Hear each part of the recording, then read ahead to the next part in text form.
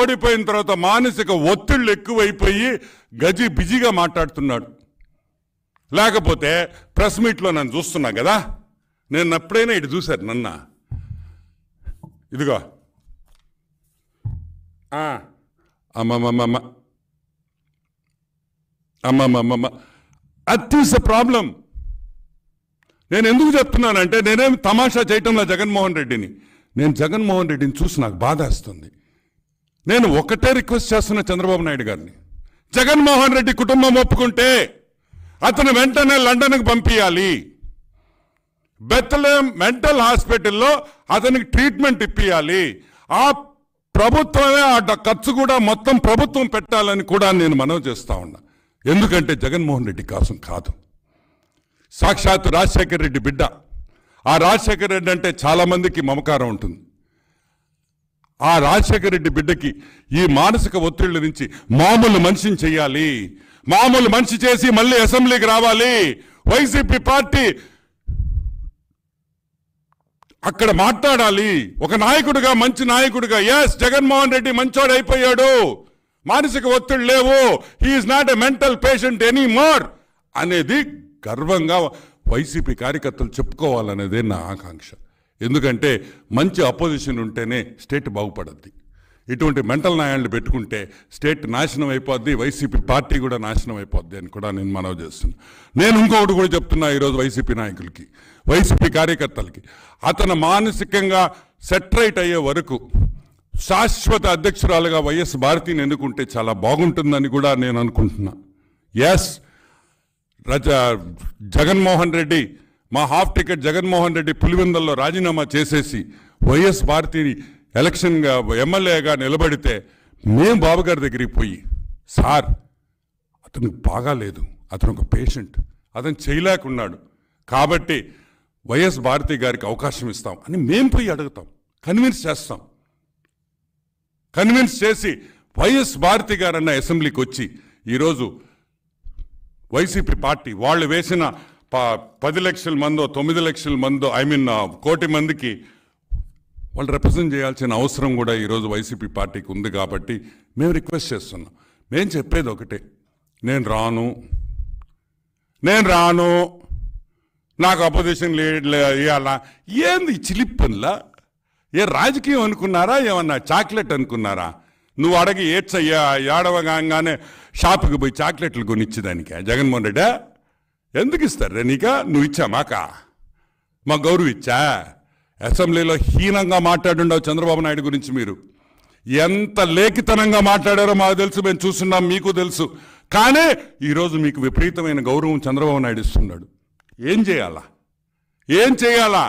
ఎందుకంటే ఆయనకుండే సంస్కారం అంటుంటుంది కాబట్టి.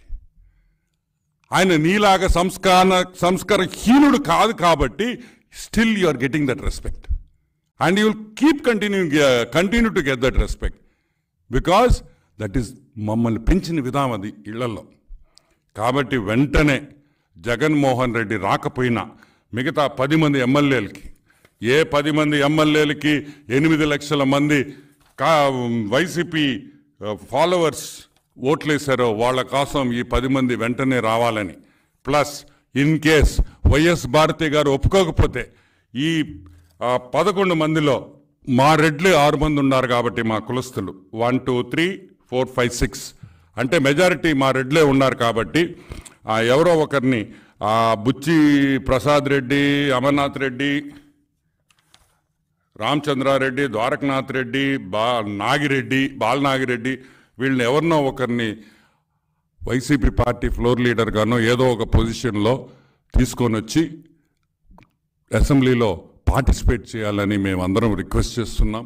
మిమ్మల్ని బతిమలాడటం లేదు, రిక్వెస్ట్ చేస్తున్నాం. ఎందుకంటే మీరు వస్తే ఈ రాష్ట్రంలో ఏ విధంగా ముందుకు పోతుందో, ఏ విధంగా చంద్రబాబు నాయుడు ఈ రాష్ట్రాన్ని ఒక దిశ ఇది చూపించి ఈరోజు ఇండస్ట్రీస్, నిన్న నేను బాబు గారిని కలిసేదానికి పోతే టాటా సన్స్, CCI ఇంతమంది ఉన్నారు. నాకు ఎంత ఆనందం వేసింది. That is what we require. ఈరోజు ఈ రాష్ట్రానికి కష్టపడి మేము చేస్తున్నాం.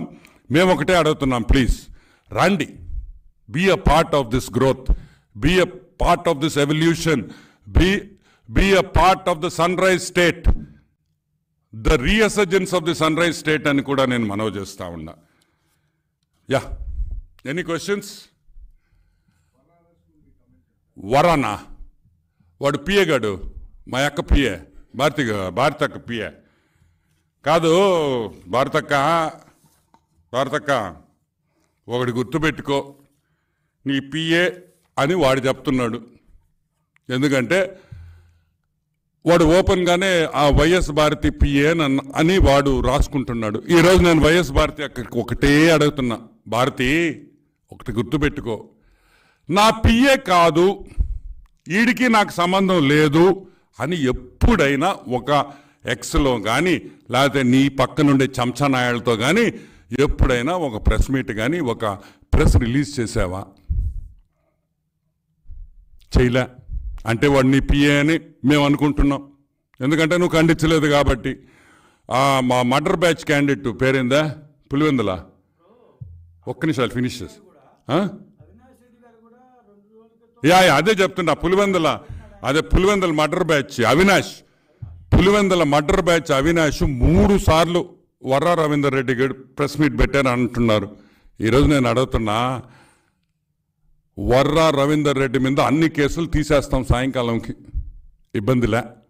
మేమే బాబు గారిని పోయి రిక్వెస్ట్ చేస్తాం, వర్రా రవీందర్ రెడ్డి చాలా మంచోడు, మా పెళ్ళాలు, మా కూతుర్లు, మా అమ్మలు, మా అమ్మమ్మల ఫోటోలు మార్ఫింగ్ చేసి పెట్టాడు, కేసులు తీసేసేయండి సార్.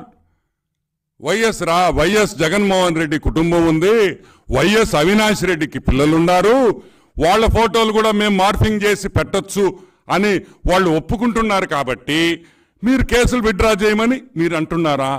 ఈరోజు సూటిగా అడుగుతున్నా వైఎస్ భారతి గారిని, నీ పిల్లలు నీ ఫోటో